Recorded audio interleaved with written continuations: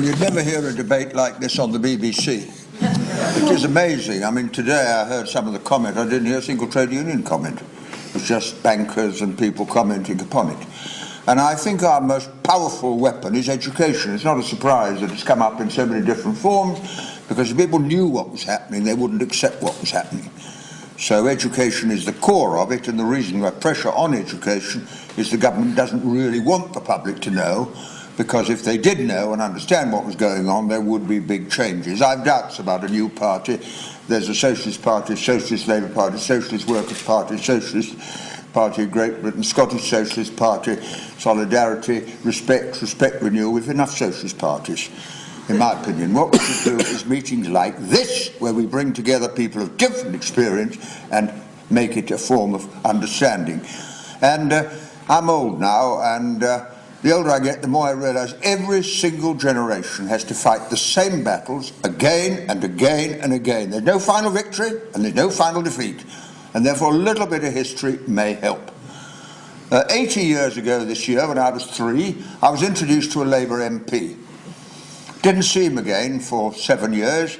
Next time I saw him, he had a black shirt in Parliament Square, and it was Oswald Mosley, who'd been a Labour MP and became a fascist. And I did meetings with my dad, broken up by the fascists in the 1930s, and I bought Mein Kampf when I was 11, Hitler's book, and one phrase in it stuck in my mind. Hitler said, "Democracy inevitably leads to Marxism." Now you work that one out. What he recognised was that if people knew what was going on and organised and had the right to organise, then things would change in a way he did not want. And the simple lesson, I won't go back to basics, but the truth is that this country and the world have been run by rich and powerful men from the beginning of time. Began with slavery. They owned the workers and the land. If any slave objected, he was flogged or hanged, and that kept them in order. And the only real wealth in the world is land and the resources that lie under it and the people. They are the real source of wealth. And until really quite recently, working people had no rights at all. In 1834, which is only about 90 years before I was born, only 2% of the population had the vote. They were all rich men. Women didn't have the vote at all. And out of trade unionism came the change. The Chartists, votes for men, the suffragettes, votes for women, trade union movement wanted representation in Parliament, Labour Party was formed, adopted a socialist programme, and that was the first real change. And of course, when the slump occurred in the 1930s, it produced, and I'm so glad the campaign against the BNP has been mentioned, of course, it was Hitler used the Jews and the communists as an excuse to get into power, and he said to them, "Give me votes, give me power," said Hitler, "I'll give you jobs." He did give them jobs.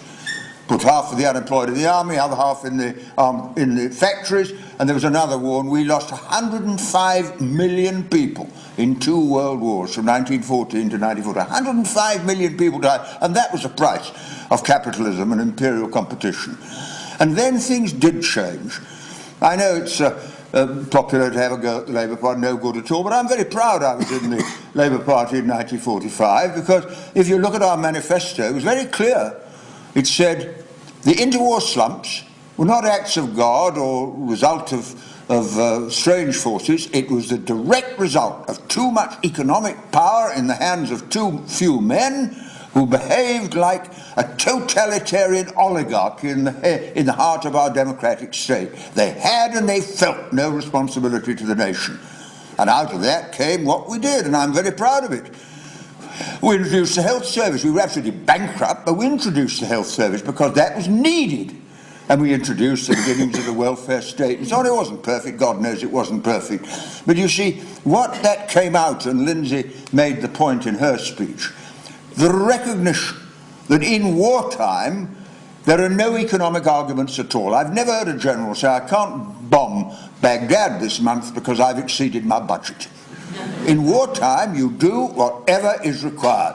And we should adopt the principle that in peacetime, you do whatever is required. People want jobs, they want homes, want a decent income, they want education for their kids, they want health care, if they're unemployed to be protected, if they're old to be looked after, and they want peace. That's what people want. And the tests of a policy should be whether those obligations are met or not. That's the test. And you see, when you come to the Thatcher period, this is what's so interesting. Thatcher was a much cleverer woman than we give her credit for. She knew perfectly well the strength of the Labour movement lay in three sources of power.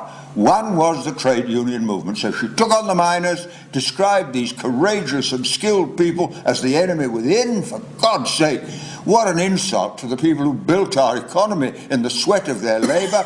And she introduced legislation that made trade unionism actually illegal. Which is still there.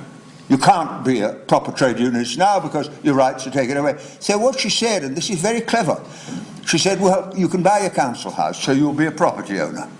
You may not be able to get a wage increase, but you can borrow. And the borrowing was deliberately encouraged because people in debt are slaves to their employers. That's how the whole thing began. And that's why borrowing was a deliberate policy to make the working class today slaves again. And that's exactly what they are. I mean, many trade unions don't go on strike because they're afraid they lose their job and lose their home, and so that's what the policy was. She also attacked local government, which was the beginning of further education and education in schools and all that, and she destroyed local government. So local councillors now are just agents of the Treasury. They can only spend money the Treasury give them on things the Treasury tells them they can spend it on. They're sub-agents of a sort of right-wing bank. And she attacked the public sector and privatised it. And this privatisation is internationally. I met an old friend of mine called Kenneth Kaunda, who was the president of Zambia. I met him when he came out of a British prison years ago, before he was president. And he said, we had a great debt, and the IMF came along, and he said, I'll lift your debt if you'll sell off all your schools and hospitals to multinational corporations. So privatisation is a deliberate policy, along with the destruction of local democracy and the destruction of the trade union, to restore power back to where it was. And what we are now back in, that's what the whole crisis is about, the restoration of power of those who've always controlled the world, the people who've owned the land and the resources and all the rest of it.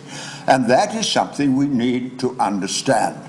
And just get it. When I hear the government say we want to restore confidence in the banking system, well, I must say I don't want to restore such confidence in the banking system. They do it all over again. Because this theory that wealth trickles down, actually wealth bubbles up to the people at the very top. And I mean, look at these obscene bonuses they're getting.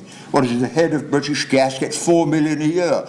Top income, I think, is $22 million a year for somebody in this country. And then perpetual squeezing down the line. So that's what I think we have to do, and I do think we should. And this is why I think this meeting with the direct experience of people from different sectors is so important. You mentioned the Post Office. When I was Postmaster General, I set up the Gyro Bank. It became the 6th biggest bank in Britain, and I tell you one thing, and that was without nationalising anybody. I tell you one thing, the Gyro Bank would have not played the game of the bankers in London. So what did Thatcher do? She sold it to Alliance and Leicester, closed it down. And that was because she was not prepared to see public enterprise survive even when it succeeded. And so what we have to do is to have a long-term plan in our mind. Mind you, the short-term battle is going to be a big one. But the longer term, all the banks should be publicly owned. And if you put money into the banks, the first thing you say to them is no more bonuses this Christmas. That would just be a start. And then see that the money is directed to help people who need to raise money for businesses or do whatever is necessary. Then all the public services, gas, electricity, water, transport should be publicly owned. Of course they should be. And actually that's not a difficult argument to put across. We're not alone if we say that. Tory former Thatcherite minister said to me a time we would go on a television programme, it was a catastrophe to privatise the railways. Well, if they think it, I thought Labour might have thought the same too. And I think these arguments, I say this to build confidence at the end, don't think we're an isolated little group. I go around the country doing meetings all the time. I'm engaged in a permanent by-election when I'm not the candidate and there's no polling day. And what really pleases me is the way the arguments you've been put tonight put into any audience, and you'd be surprised how much support there is. They don't want the war, they don't want privatisation, they don't want pensions and means tests, they don't want students saddled with debt, they don't want civil liberties taken away, they do want Labour properly able to play its role. So we're not alone. And it is very important to keep optimism. I think there's a characteristic of the left to be professionally pessimistic, and I don't go for that. I think progress has been made by two flames that have always been burning in the human heart: the flame of anger against injustice and the flame of hope you can build a better world. And if this meeting leads to more meetings like this, where we can exchange our experience and keep those two flames burning, maybe this is a turning point, but not for quite the reason that New Labour thought it might be. Thank you for asking me anyway, and if I got to slip off.